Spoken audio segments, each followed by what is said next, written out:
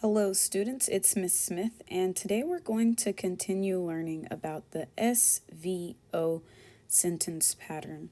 Remember that the S stands for subject, the V stands for verb, and the O stands for object. And these are all different parts of a sentence. So in today's video, our objective is that I can identify the subject, verb, and object in a sentence. Before we get to our objective, let's review what the subject, verb, and object are. The subject is who or what the sentence is about. You are going to see these images a lot. When you see this, you should think, who is she? Who is this person? And what are these? And this is to help us remember that when we're looking for the subject, we need to find out who it is or what it is. Is it a person? Is it a place? Is it a thing? What is the sentence about? Who is the sentence about? Our verb tells us what the subject is or is doing. So when we think about what the verb is, we can think first, what is the subject in the sentence doing? And you're going to see this picture a lot to help you think about that. What is this girl doing? Right? The verb also tells us what the subject is. And I'm going to be using this symbol to represent is. So whenever you see this, think is. What is an apple? Just going to draw a quick apple here. Well, you can say the apple is red. Is means that this is true about this apple. Is it true that the apple is red? Yes. So our verb is what the subject is or is doing. The object of a sentence is who or what receives the action of the verb. So in this picture, this is reminding us that when we are looking for the object, we know that there is an action that's happening. We're trying to figure out who or what is receiving that action. I know this picture shows an image of a person, but remember that a thing can also receive the action. An object can be any kind of noun or pronoun. And so that includes all person, place, thing, ideas, and even more. Let's look at this example. The sentence says, Adnan eats lunch. My first question is, who is the sentence about? This sentence is about Adnan. So he is the subject of the sentence. Now I'm going to go ahead and find my verb. What does Adnan do, or what is Adnan? Well, Adnan eats.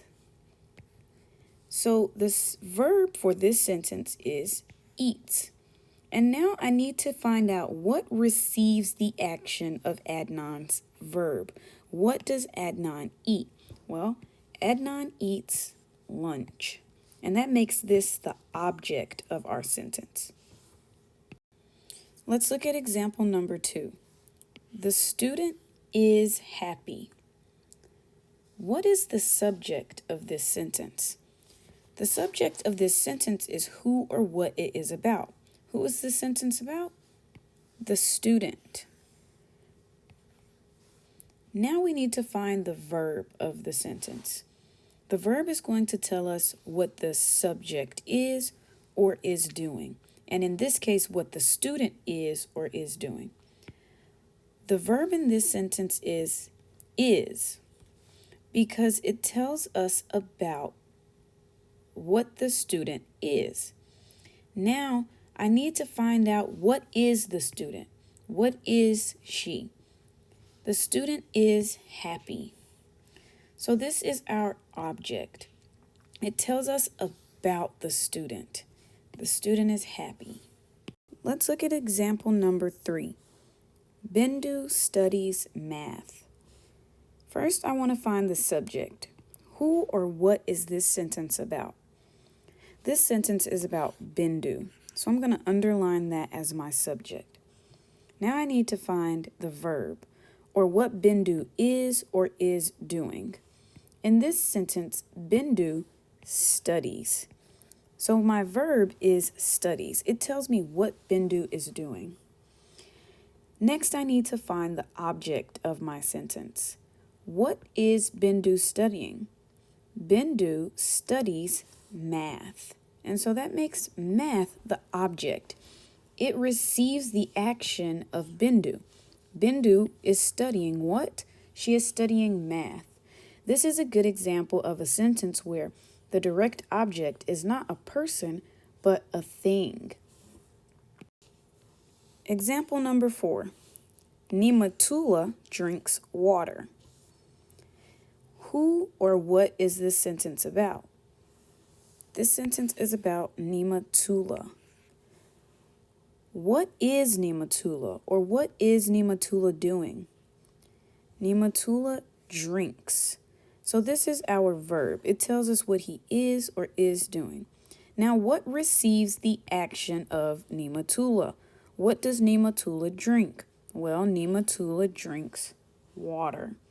So that makes water the object of our sentence.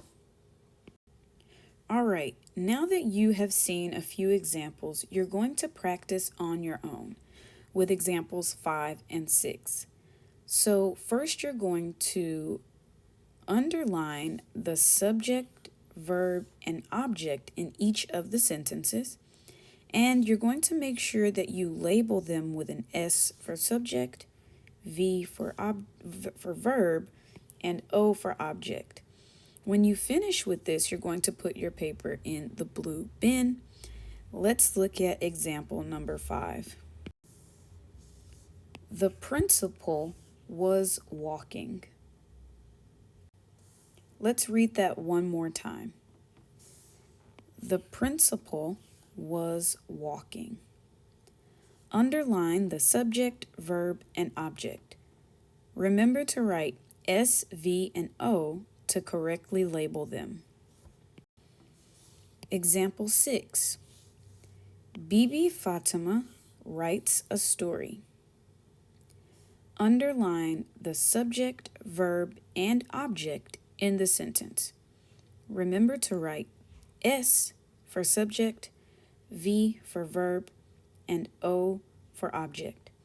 When you have finished, put your paper in the blue bin.